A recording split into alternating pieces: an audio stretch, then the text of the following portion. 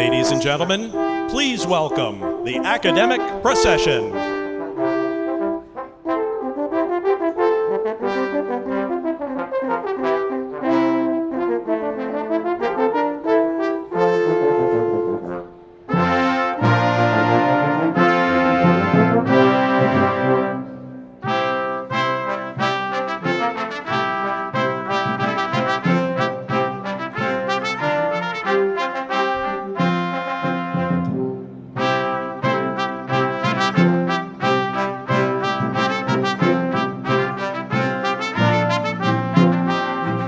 Ladies and gentlemen, please welcome the guests of honor, the class of 2016.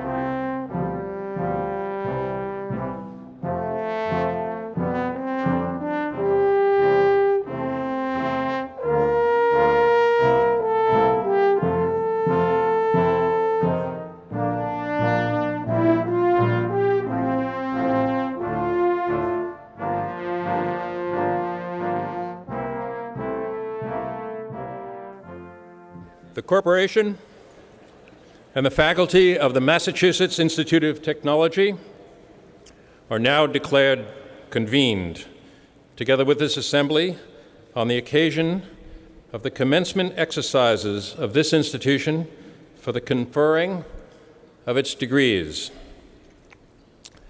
Please rise for the invocation by Chaplain to the Institute, Dr. Robert Randolph, and remain standing to join the MIT chorallaries in the singing of one verse of the Star-Spangled Banner.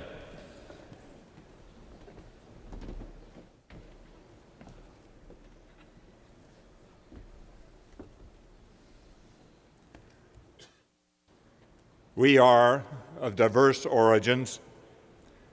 We have come here from many countries. We speak many languages, and we honor diverse communities. We draw strength from religious traditions as different as they are influential. We draw strength from cultures that honor no higher power, but who aspire to greater good. Today, we invoke the presence of the gods we know, and we reach beyond what we know and give thanks for the beauty of our world and the joy we share as we celebrate this day of accomplishment. We give thanks for the bricks of Bexley Hall, reminding us of what we do not know. And we give thanks as well that the universe challenges our sense of wonder and points beyond itself to greater discoveries. We give thanks for those of our guild who exhibited courage of purpose despite skeptics and naysayers, and who heard the still small voice of the cosmos. May we remember and emulate their courage and patience as we seek to build a better world. We are grateful for those who have given us strength and encouragement, our families who told us we could do it and held up our hands, our teachers who shared their wisdom and opened our minds, our mentors who cried tears and gave us hearts for service. We understand that our challenge is to not only give back to those who have given to us, but to call into being by our work a world that is whole. May it be so. Amen.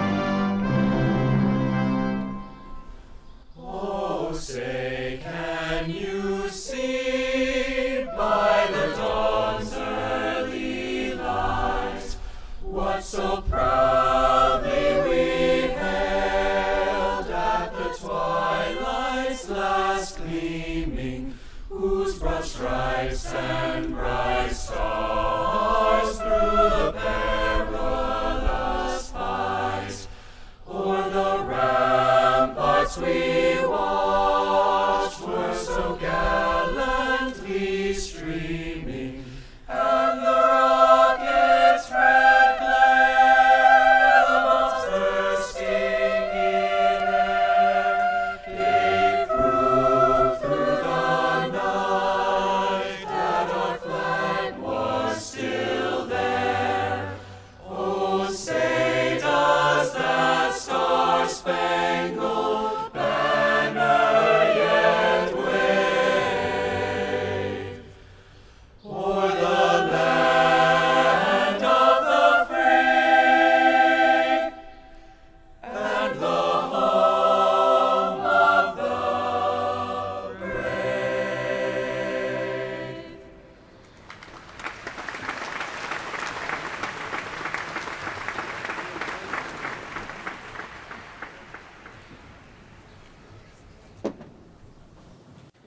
Please be seated.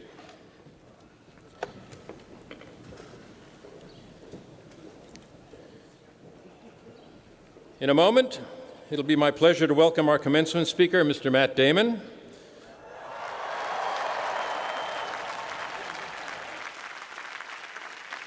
But first, and I expect a bigger cheer, I'm privileged to welcome to these exercises the 50th reunion class. Please join me in a salute to the distinguished members of the class of 1966.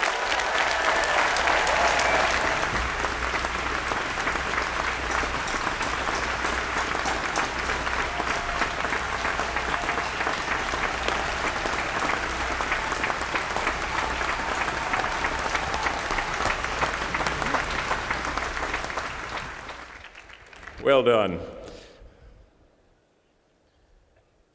As many of you know, MIT was born in Boston, but the Institute grew up in Cambridge. And just a few blocks away, Matt Damon grew up here too. Now, sharing a zip code starts to explain why we feel such an affinity with him, even though we're told that he attended another local university. After all, Cambridge prides itself on its culture of curiosity and openness, and those qualities mark Matt Damon just as they mark MIT. As an institution that is all about excellence, we also admire the exceptional depth, range, and quality of his professional work as an actor, writer, director, and producer. We love that the coolest character in Good Will Hunting is a poor kid who's a math genius, a description that might fit just a few of the graduates today. And we love that, thanks to him, the coolest character in The Martian is a scientist, like a few of the graduates today. As an institution intently focused on making a better world, we're immensely grateful that Matt invests his stature and his influence as an outspoken champion for many vital causes, from battling AIDS, hunger, and poverty, to fighting for a future with clean water for everyone. Incidentally, we're also grateful that when we see him in a movie that's set in Boston, he gets the accent right. Ladies and gentlemen, please join me in offering a warm welcome to a wonderful kid from the neighborhood who's done a good job and truly has goodwill. Matt Damon.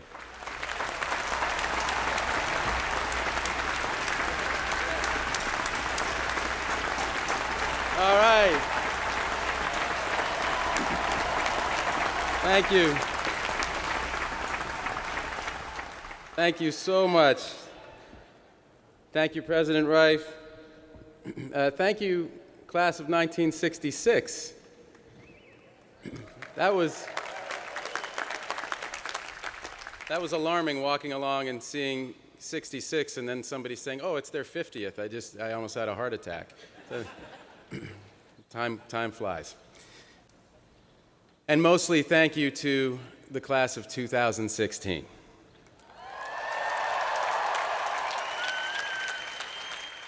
It is such an honor to be part of your day. It's an honor to be here with you, with your friends, your professors, and your parents. But let's be honest, this is an honor I didn't really earn. I'm just going to put that out there. I mean, I've seen the list of previous commencement speakers, Nobel Prize winners, the UN Secretary General, President of the World Bank, President of the United States. And who did you get? The guy who did the voice for a cartoon horse. If you're wondering which cartoon horse, that's Spirit, Stallion of the Cimarron, a movie some of you might have grown up watching. It's definitely one of my best performances as a cartoon horse. Well, look, I don't even have a college degree. As you might have heard, I went to Harvard. I just didn't graduate from Harvard. I got pretty close, but I started to get movie roles, and I didn't finish all my courses. But I put on a cap and gown, and I walked with my class. My mom and dad and brother were there and everything. I just never got an actual degree. You could say I kind of fake graduated. So you can imagine how excited I was when President Rife called to invite me to speak at the MIT commencement.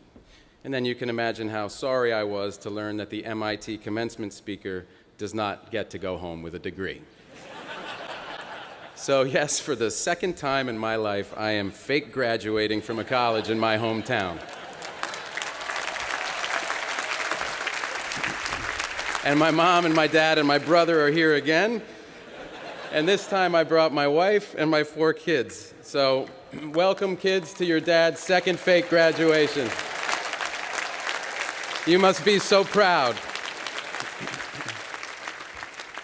So as I said, my mom is here. She's a professor, so she knows the value of an MIT degree. She also knows that I couldn't have gotten in here. I mean, Harvard, barely. Or a safety school like Yale. Look, I'm not running for any kind of office. I can say pretty much whatever I want up here. No, I couldn't have gotten in here, but I did grow up here. I grew up in the neighborhood, in the shadow of this imposing place. My brother Kyle and I and my friend Ben Affleck, brilliant guy, good guy, never really amounted to much. We all grew up right here in Central Square, children of this sometimes rocky marriage between this city and its great institutions. To us, MIT was kind of like the man, this big, impressive, impersonal force. At least that was our provincial, knee-jerk teenage reaction, anyway. And then Ben and I shot a movie here. And one of the scenes in Good Will Hunting was based on something that actually happened to my brother, Kyle. He was visiting a physicist that we knew at MIT, and he was walking down the infinite corridor. He saw those blackboards that line the halls. And so my brother, who's an artist, picked up some chalk and wrote an incredibly elaborate, totally fake version of an equation. And it was so cool and completely insane that no one erased it for months. This is a true story. Anyway, Kyle came back and he said, "You guys, listen to this. They've got blackboards running down the hall because these kids are so smart. They just need to, drop everything and solve problems." And it was then we knew for sure we could never have gotten in. But like I said, we later made a movie here, which did not go unnoticed on campus. In fact, I'd like to read you some actual lines, some selected passages from the review of Good Will Hunting in the MIT school paper. If you haven't seen it, Will was me and Sean is played by the late Robin Williams, a man I miss a hell of a lot. So I'm quoting here. "Good Will Hunting is very entertaining, but then again, any movie partially set at MIT has to be." There's more. "In the end," the reviewer writes, "the actual character development flies out the window. Will and Sean talk, bond, solve each other's problems, and then cry and hug each other. After said crying and hugging, the movie ends. Such feel-good pretentiousness is definitely not my mug of eggnog." Well, that kind of hurts. But don't worry, I know now better than to cry at MIT. But look, I'm happy to be here anyway. I might still be a knee-jerk teenager in key respects, but I know an amazing school when I see it. We're lucky to have MIT in Boston, and we're lucky it draws the people that it does, people like you from around the world. I mean, you're working on some crazy stuff in these buildings, stuff that would freak me out if I actually understood it. Theories, models, paradigm shifts. I'm going to tell you about one that's been on my mind. Simulation theory. Most of you probably heard of this. Maybe you even took a class with Max Tegmark. But for the uninitiated, there's a philosopher named Nick Bostrom at Oxford, and he's postulated if there's a truly advanced form of intelligence out there in the universe, it's probably advanced enough to run simulations of entire worlds, maybe trillions of them, maybe even our own. So the basic idea, as I understand it, is that we could be living in a massive simulation run by a far smarter civilization, like a giant computer game, and we don't even know it. And here's the thing. A lot of physicists, a lot of cosmologists, they won't rule it out. I just watched a discussion online a few weeks back. It was moderated by Neil deGrasse Tyson of the Hayden Planetarium, and by and large, the panel couldn't and wouldn't give a definitive answer. Tyson himself put the odds at 50-50. Now, I'm not sure how scientific that was, but it had numbers in it, so I was impressed. But it got me to thinking, what if this, all of this, is a simulation? I mean, it's a crazy idea, but what if it is?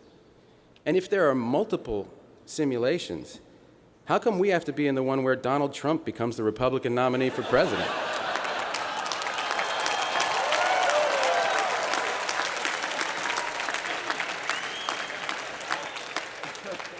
Can we, transfer to a different one? Well, Professor Tegmark has an excellent take on all of this. My advice, he said recently, is to go out and do really interesting things. so the simulators don't shut you down. Now then again, what if it isn't a simulation? Either way, my answer is the same. Either way, what we do matters. What we do affects the outcome.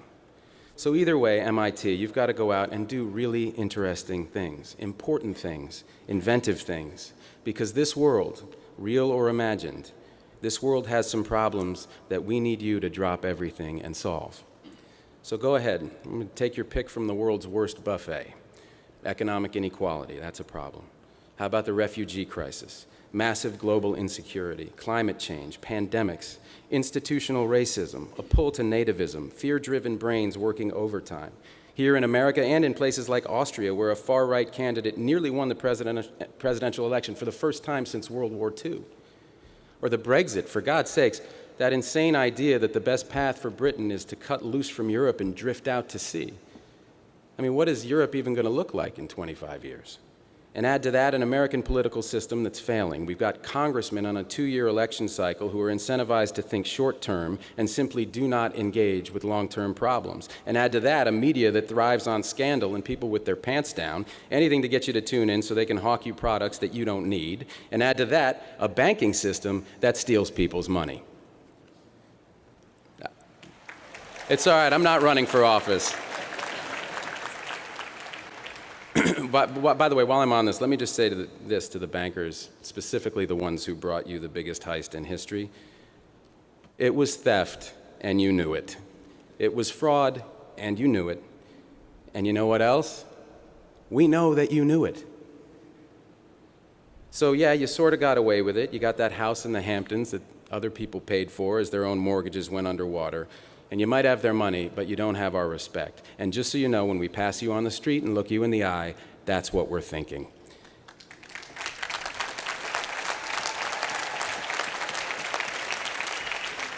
And I don't know if justice is coming for you in this life or the next, but if justice does come for you in this life, her name will be Elizabeth Warren. All right, so before my little banking digression, I rattled off a bunch of big problems, and a natural response is to tune out and turn away. But before you step out into our big troubled world, I want to pass along a piece of advice that Bill Clinton offered me a little over a decade ago. Actually, when he said it, it felt less like advice and more like a direct order. What he said was, turn toward the problems you see. You have to engage and turn towards the problems that you see. Except it sounded like, turn towards the problems that you see. But when he said this to me, he literally turned his body for emphasis towards me. No, listen, it seemed kind of simple at the time, but the older I get, the more wisdom I see in this. That is what I want to urge you to do today, to turn towards the problems that you see and engage with them. Walk right up to them, look them in the eye, and then look yourself in the eye and decide what you're going to do about them. Now, in my experience, there is just no substitute for actually going and seeing these things. I owe this insight, like many others, to my mom. When I was a teenager, Mom thought it was important for us to see the world outside of Boston. And I don't just mean Framingham. She took us to places like Guatemala, where we saw extreme poverty up close, and it changed my whole frame of reference. And I think it was that same impulse that took my brother and me to Zambia in 2006 as part of the One campaign, the organization that Bono founded to fight desperate and what he calls stupid poverty and preventable disease in the developing world. And on that trip, in a small community, I met this girl, and I walked with her to a nearby bore well where she could get clean water. She'd just come home from school, and I knew the reason that she was able to go to school at all was clean water. Namely, the fact that it was available nearby, so she didn't have to walk miles back and forth all day to get water for her family like so many girls and women do around the world.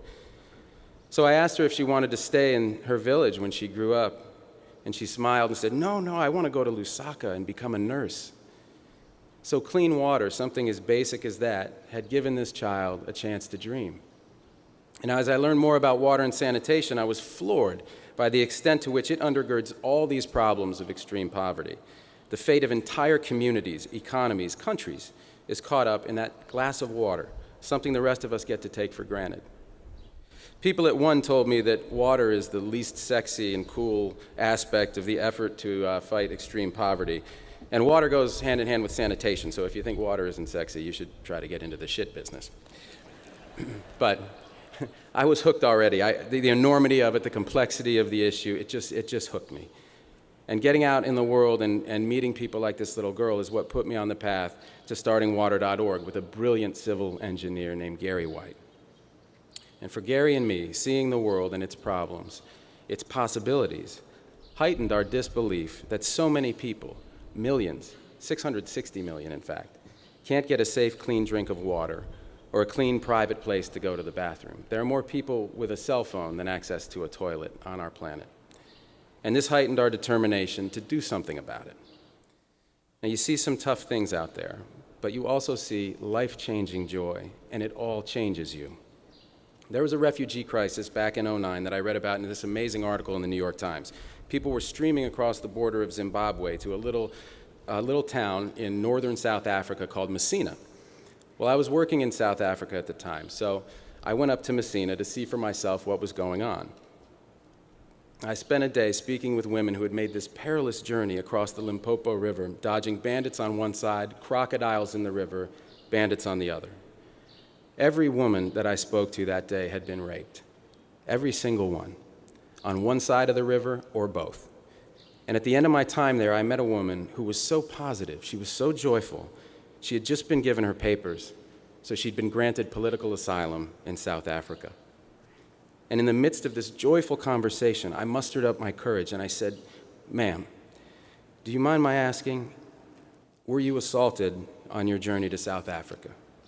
And she replied, still smiling, "Oh yes, I was raped, but I have my papers now, and those bastards didn't get my dignity."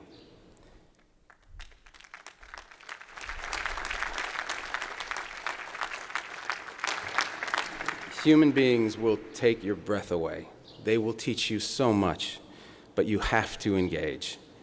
I only had that experience because I went there myself. It was difficult in many ways, but of course that's the point. There is a lot of trouble out there, MIT, but there's a lot of beauty too, and I hope you see both.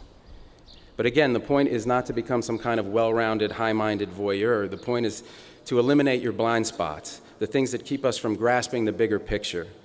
And look, even though I grew up in this neighborhood, in this incredible multicultural neighborhood that was a little rough at that time, I find myself here before you as a middle-aged American white male movie star. I don't have a clue where my blind spots begin and end.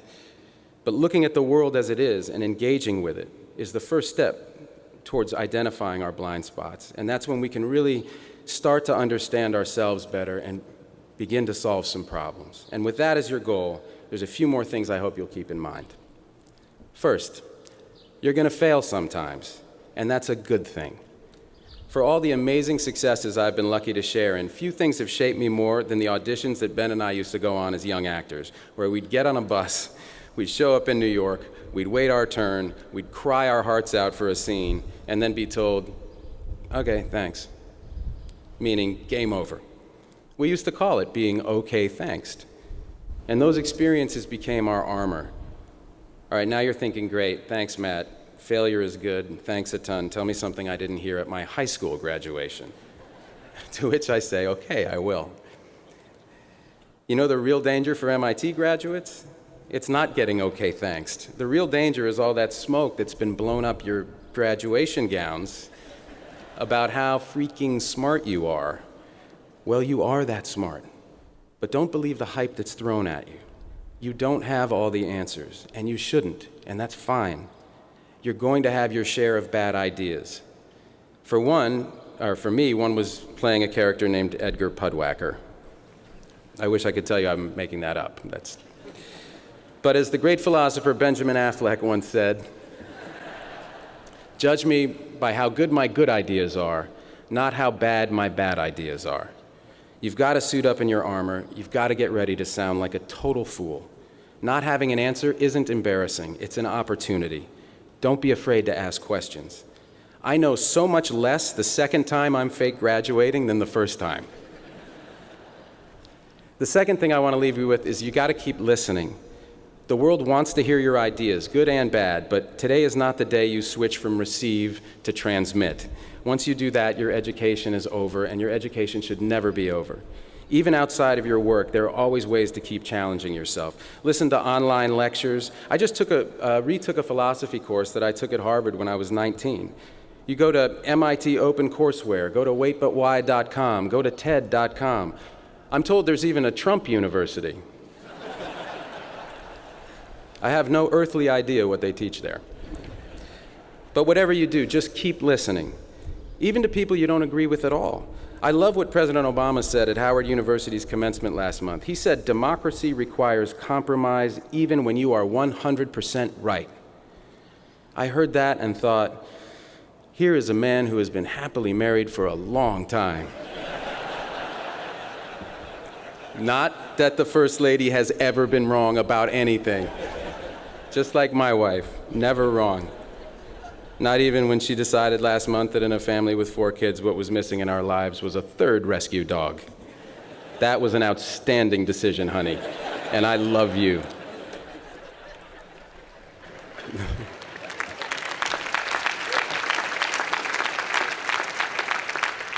The third and last thought I want to leave you with is that not every problem has a high-tech solution. Now, if anybody has the right to think we can pretty much tech support the world's problems into submission, it's you. Think of the innovations that got their start at MIT or by MIT alums. The World Wide Web, nuclear fission, condensed soup.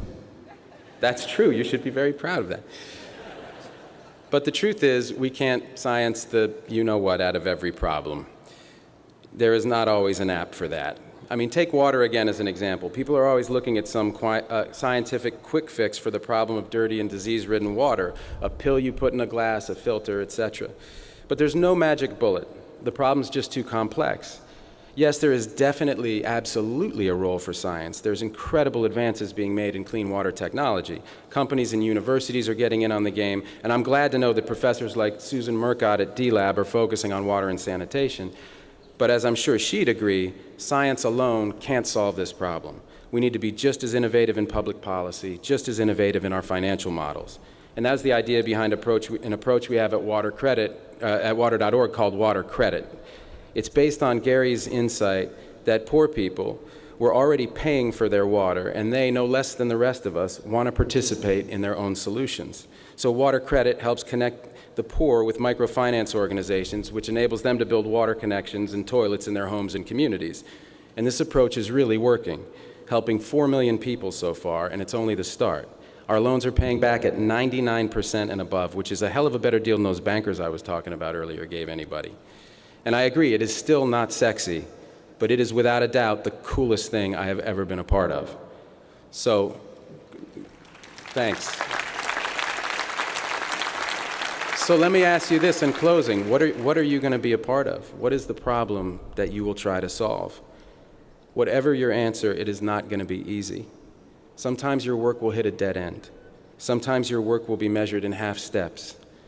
Sometimes your work will make you wear a white sequined military uniform and make love to Michael Douglas. All right, maybe that's just my work. But for all of you here, your work starts today. And seriously, how lucky are you?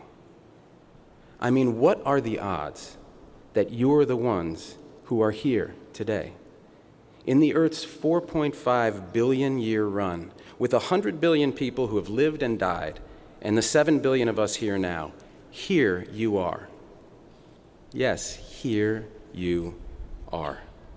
Alive at a time of potential extinction-level events, a time when fewer and fewer people can cause more and more damage, a time when science and technology may not hold all the answers, but are indispensable to any solution. What are the odds that you get to be you right now, the MIT class of 2016, with so much on the line? There are potentially trillions of human beings who will someday exist or not, whose fate in large part depends on the choices you make, on your ideas, on your grit and persistence and willingness to engage. If this were a movie I was trying to pitch, I'd be laughed out of every office in Hollywood. Joseph Campbell himself would tell me to throttle down and lower the stakes, but I can't. because this is a fact. This is not fiction. This improbable thing is actually happening. There is more at stake today than in any story ever told. And how lucky you are that you're here and you're you. And how lucky we are that you're here and you're you. So I hope you'll turn toward the problem of your choosing.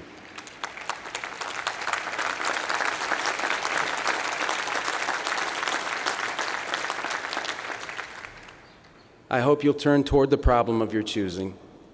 I hope you'll drop everything, and I hope you'll solve it. This is your life, class of 2016. This is your moment, and it is all down to you. Ready, player one, your game begins now. Thank you. Congratulations.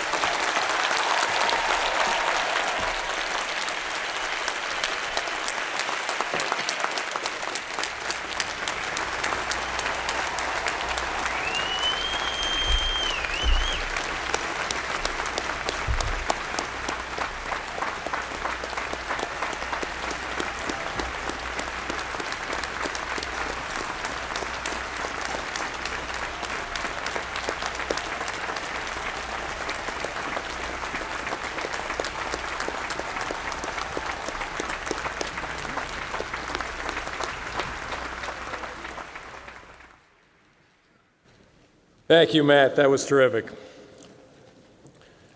Mr. Michael McClellan, President of the Graduate Student Council, will give a salute from the graduate student body.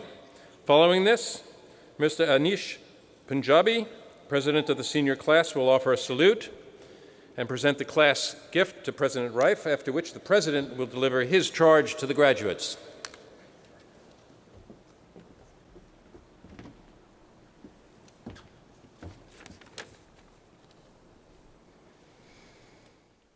Welcome to Killian Court, and welcome to the next exciting phase of your lives. You are surrounded by friends, family, and an untold number of geniuses, both real and imaginary, as represented by the manifold of characters portrayed by our esteemed commencement speaker. In such company, allow me to salute you and each and every one of your failures. Failures, you might ask? Surely, in a lapse of composure on the biggest stage of his life, he meant to say accomplishments. Or maybe he just got scooped by Matt Damon and he forgot to improv something else. In the past few years at MIT, you all have experienced failed startups, blown P-sets, fruitless all-nighters, breakdowns, breakups, shake-ups, and more. Do these moments truly represent the best of the graduating class of 2016? As Thomas Edison famously said, remarking on his numerous failed inventions, many of life's failures are people who did not realize how close they were to success when they gave up. Genius is 1% inspiration and 99% perspiration. I know that Edison did not mean that genius is 99% composed by volume of actual sweat. Those of us who have made it through quals, research disasters, or certain required GIRs know that it's actually much closer to 99% tears. MIT graduates like you are exceptional because no matter the outcome, after the tears and the sweat alike have dried, you can turn your analytical eye to the future. You learn from mistakes. You make every next effort your very best. You push at the boundaries of what is possible. Johannes Haushofer, the Princeton psychology professor who recently authored a widely shared CV of failures, writes, "If my list is shorter than yours, it's because you're better at trying things than me. Celebrate trying things. Keep innovating. Whether in the boardroom or the biology lab, dealing with molecules or a mission to Mars, your next failure might come just before your world-changing discovery." While my own intrinsic inspiration may account for only 1% of what I have accomplished to date, my inspiration by what you have accomplished is far greater. And so I issue you a simple charge on behalf of all current and future MIT students. Graduates, share with us your successes, confide in us your failures, and develop with us your plan to bounce back even stronger. Keep inspiring generations of MIT students, and please, keep inspiring me. Thank you.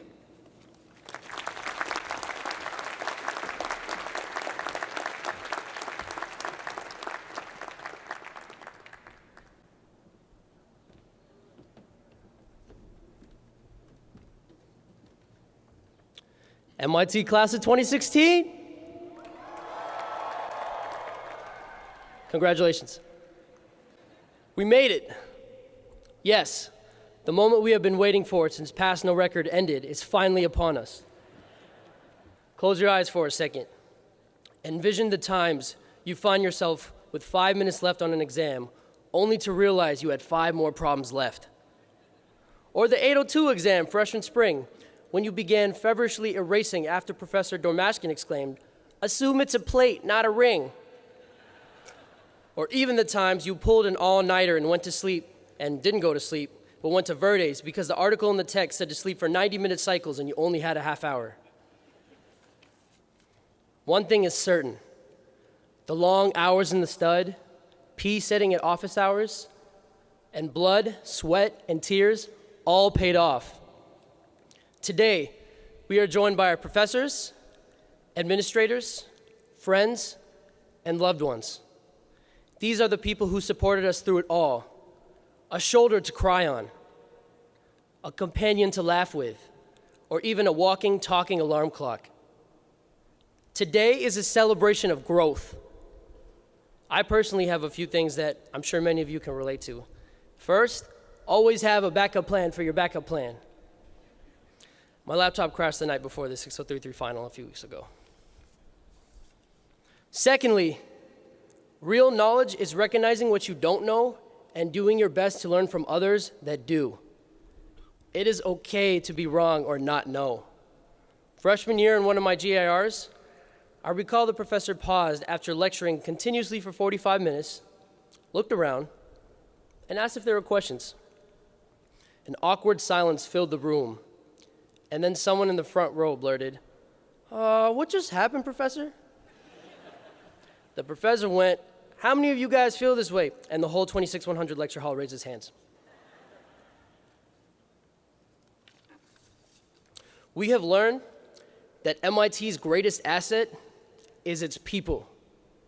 Look around you. You're surrounded by future presidents, musicians, wolves of Wall Street, scientists, and most importantly, people who aspire to inspire. The collaborative environment at our school speaks volumes to the kinds of people the admission office selects. We empower others by being selfless.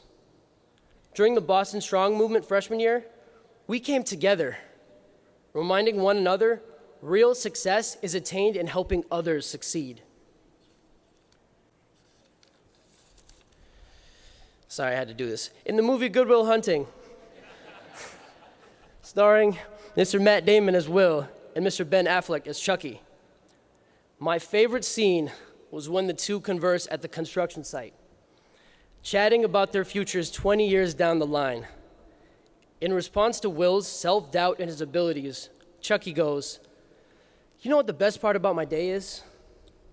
It's for about 10 seconds from when I pull up to the curb to when I get to your door.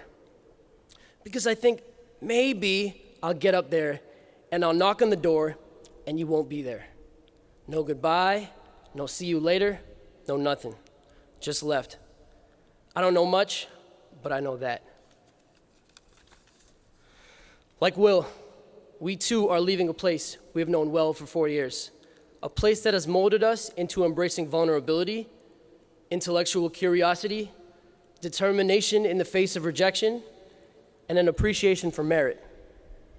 Like Will, we possess a gift, not just for creativity, but more importantly, a gift for relentless service and compassion.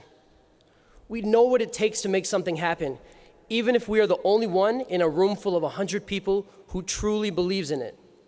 We know what it takes to prove that the little things are actually the big things. Through initiatives like the BSU Diversity Recommendations for President Rife, MIT I Messed Up, Random Acts of Kindness Week, or even Tell Me About Your Day, MIT. At the end of it, there is no substitute to genuine kindness. You can't get through MIT alone. People don't care how much you know until they know how much you care.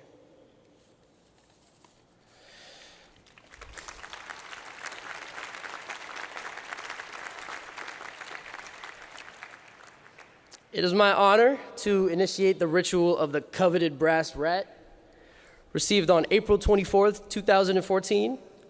That was the historic day on which, upon slipping on this historic paraphernalia, we kits blossomed into bold, beatific, brave beavers, bent on blazing paths perpetually permeating with persistence, patronage, and progress. Class of 2016, please raise your right hand, take off your brass rat, and turn it around.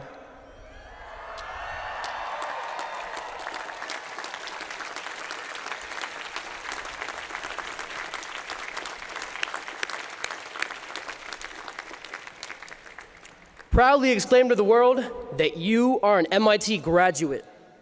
After making it this far, nothing is impossible. No dream too big, no idea too crazy, and no act of kindness too random.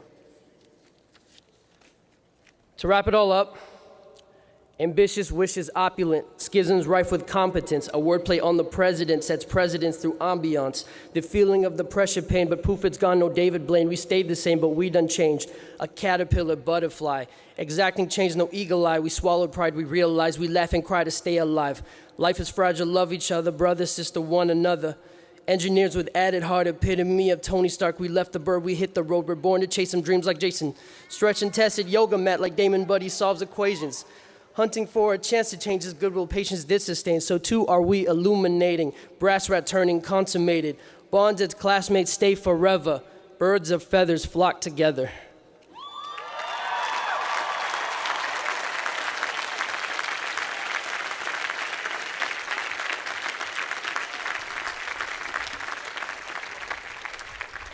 President Rife, would you kindly join me at the podium to accept the class of 2016 senior gift? I am proud to announce that this year, the 27 selfless members of the senior gift committee blazed the trail, shattering each and every previous senior gift all-time record by raising $22,141.75, achieving a participation rate of 87.7%, and acquiring donations from 914 individuals.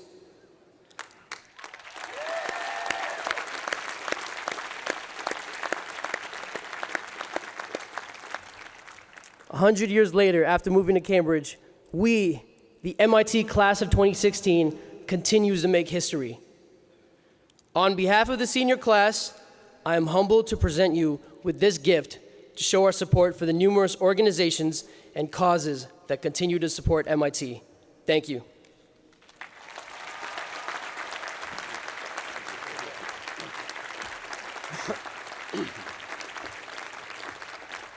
Thank you, Anish. Did you say 87.7%?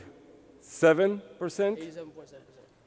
That's remarkable. That's definitely a record, and it's remarkable. I want to thank the whole senior gift committee. I want to thank the whole entire graduating class.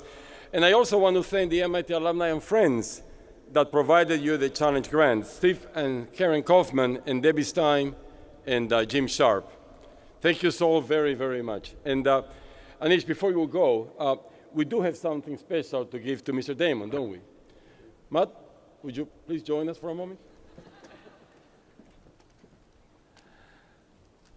As many of you know, there is a scene in The Martian where Matt's character, astronaut Mark Watney, decides that Mars counts as international waters, and therefore he must count as a space pirate.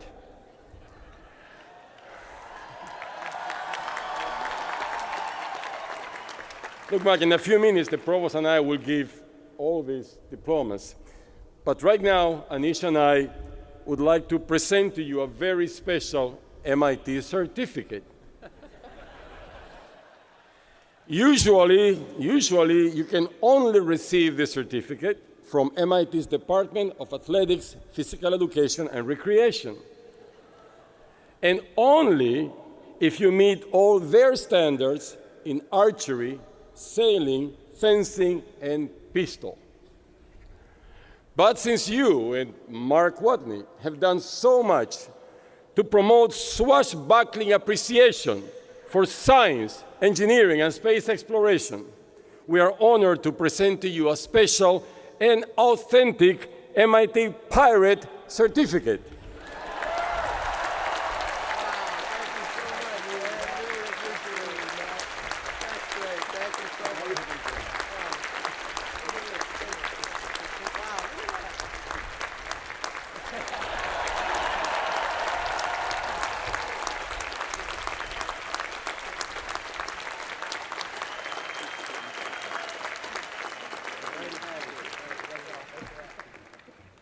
So now Mike is going home with an MIT certificate. Good morning, the graduates of 2016, congratulations. Now, to honor your extraordinary achievements, I would like to take this opportunity to be thoughtful, reflective, and wise. But seeing the look in your faces right now, perhaps I should just aspire to be brief. To everyone who has come here this morning to celebrate our graduates, welcome to MIT. And to celebrate the parents and families of today's graduates, I want to call out one story in particular.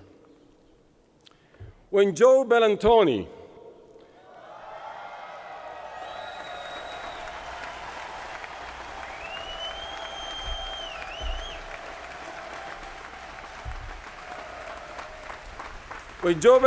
began the executive MBA program at MIT Sloan, he was excited like all of his classmates.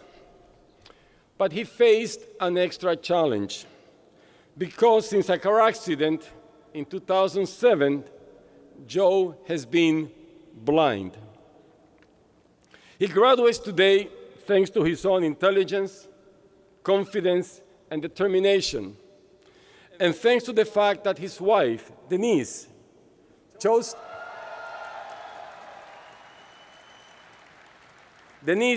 to be with him every step of the way, attending his study groups and typing all of his assignments. Succeeding at MIT is a serious challenge for everyone. Facing that challenge while also coping with any form of disability, as many of our students do, is a triumph. So to all the graduates, family, and friends with us today, your story may or may not be as dramatic, but we know that this day is the joyful result of years of effort, loving support, and sacrifice. Please accept our deepest admiration and gratitude.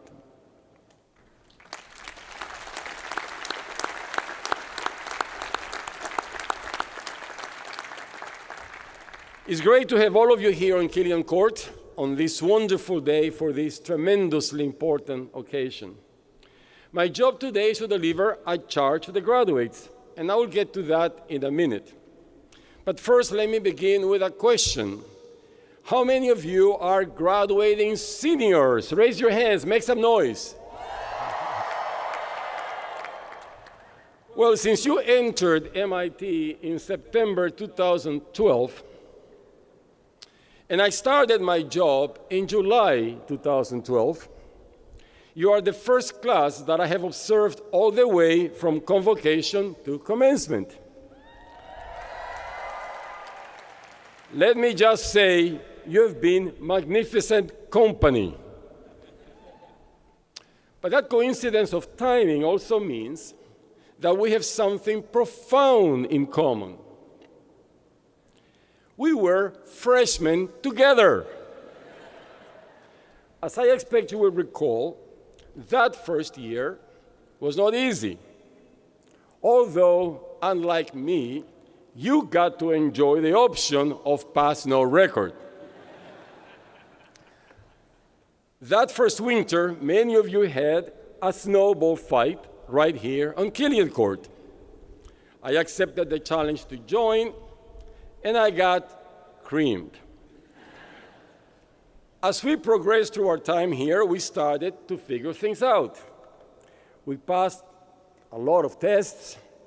We helped each other deal with some tragic losses. We faced some hard facts about our community and worked together to make things better. Somewhere in the middle, for reasons I cannot explain, a few of us got ice buckets dumped on our heads. Although that became great training for last year when we got dumped on us unlimited buckets of snow. Through it all, none of us got much sleep, and we got a few more gray hairs. Oh, actually, that was just me. And then, a month ago, we proved that among the many important things we know how to do here at MIT, we know how to party. So we have a lot in common, except for one thing. Unlike me, you finished all of your problem sets. So, unlike me, you get to leave. Of course, this applies not just to the seniors, but to all of you who will receiving diplomas today. You are now prepared to depart, each of you in search of your own MIT-like exoplanet that could potentially support life as we know it at MIT. Let me alert you, MIT-like exoplanets may feel 100 million miles away. You might even feel as if you have just been abandoned on Mars. But assuming you will encounter signs of intelligent life, I expect you may have to explain what life is like back on planet MIT. So let me offer a few pointers to get you started. You can tell them that on planet MIT, we love hard problems. And we know that if you're working alone, you're most likely doing it wrong. For instance, when an MIT scientist led a 30-year effort that produced the first direct evidence of gravitational waves, those ripples in space-time that Einstein predicted, he could have done a mic drop. Instead, he went out of his way to share the credit with the more than 1,000 other scientists on the team from dozens of institutions, because, in his words, that's the way that physics gets done. On planet MIT, we love data. We just love it. In fact, as one of you out there proved beyond a polka-dotted doubt, we even love ridiculous data about campus trends in the color of underwear. But mostly, we love data because it helps us understand the world, understand poverty and cancer and the freshwater crisis and climate change. In short, it helps us understand how we can make the world better. On planet MIT, where being called a nerd will always be a compliment, we're working very hard on inventing the future. And if you think I may be exaggerating, some of today's graduates recently won first prize in the Hyperloop Challenge. They designed a futuristic pod that could transport passengers from city to city through special tubes at 750 miles an hour. And in fact, you and your pet robotic cheetah will be able to climb into one of those yourself around the time you're ready to trade in your driverless car. And I hope you will also tell people that on planet MIT, we celebrate mind and hand and heart. Every day, the members of our community commit random acts of kindness. And thanks to the leadership of many of today's graduates, we are making sure that MIT practices systematic acts of kindness and inclusion too. Mind and hand and heart. I hope you remember that one. Because Iron Man may have gone to MIT, but the truth is, none of us is Iron Man. With Professors Hugh Herr and David Newman, I bet we could make a pretty impressive suit of armor. But none of us has a suit of armor strong enough to get us through this life alone. What saves us, in the end, is heart. As you go out into the world, heart is what makes the hard problems worth solving. Heart is what makes the data sing with meaning. Heart is your best blueprint as you invent the future. And when sometimes you find yourself adrift in deep space, it'll be a human connection, hand to hand and heart to heart, that will bring you home safe. Those of you graduating today experienced a remarkable period in MIT's history. It included terrible pain and loss. Fortunately, it also included an exceptional sense of community and compassion and shared progress and joy. That feeling of connection and unity has a great deal to do with the example and ideas and leadership of those of you who graduate today. And that is what gives me the confidence to deliver my charge to you. Because after you depart for your new destinations, I want to ask you, and I hope some of you know what's coming, I want to ask you to hack the world until you make the world a little more like MIT. More daring and more passionate, more rigorous, inventive, and ambitious, more humble, more respectful, more generous, more kind. This morning I see 2,800 new graduates who are ready for that cosmic problem set. You made MIT better, and now you will make a better world. You came to MIT with exceptional qualities of your own, and now you leave us equipped with a rare set of skills and steeped in this community's deepest values: a commitment to excellence, integrity, meritocracy, boldness, humility, an open spirit of collaboration, a strong desire to make a positive impact, and a sense of responsibility to make the world a better place. And I also see a planet that urgently needs everything you have to offer. So now, go out there, join the world, find your calling, solve the unsolvable, invent the future, take the high road, and you will continue to make your family, including your MIT family, proud. On this wonderful day, I'm proud of all of you. To every one of the members of the graduating class of 2016, please accept my best wishes for a happy and successful life and career. Congratulations.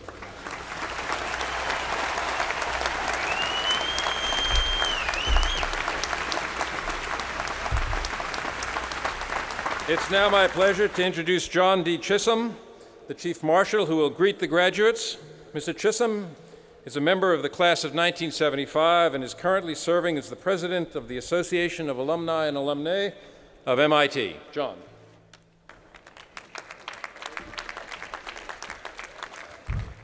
It is my honor to recognize you, the class of 2016, the newest alumni of MIT. Our entire alumni body, now with you some 135,000 strong, joins me in congratulating all of the 2016 graduates and officially welcoming you into our alumni family, your infinite connection to your fellow alumni and to MIT. Again, welcome.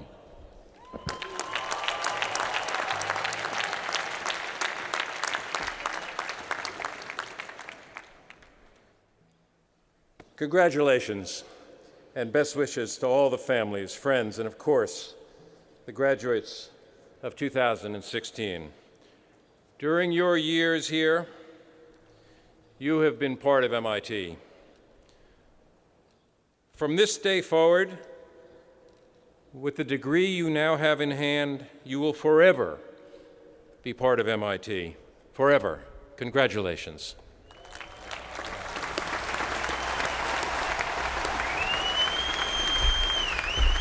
The 139th commencement exercises of the Massachusetts Institute of Technology are now concluded. At this time, would everyone please rise and join the MIT chorallaries in singing the school song. Arise, all ye of MIT, in loyal fellowship,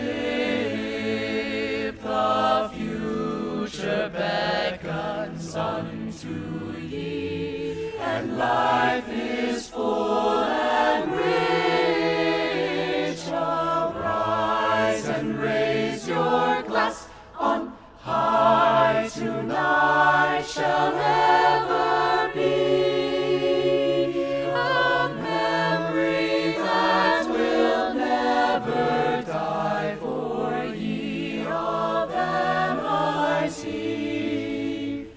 Thy sons and daughters, MIT, return from far and wide and gather here once more to be renourished by thy side. And as we raise our glasses high to pledge our love for thee, we join all those of days gone by in praise of MIT. Oh, I wish that I were back again at Tech on Boylston Street, dressed in my dinky uniform, so dapper and so neat. I'm crazy after calculus, I've never had enough. 'Twas hard to be dragged away so young, 'twas horribly, awfully tough. Hurrah for technology, ology, ology, oh, glorious old technology, ology, ology, oh. Back in the days that were free from care in the ology varsity shop, with nothing to do but analyze air in an anemometrical top.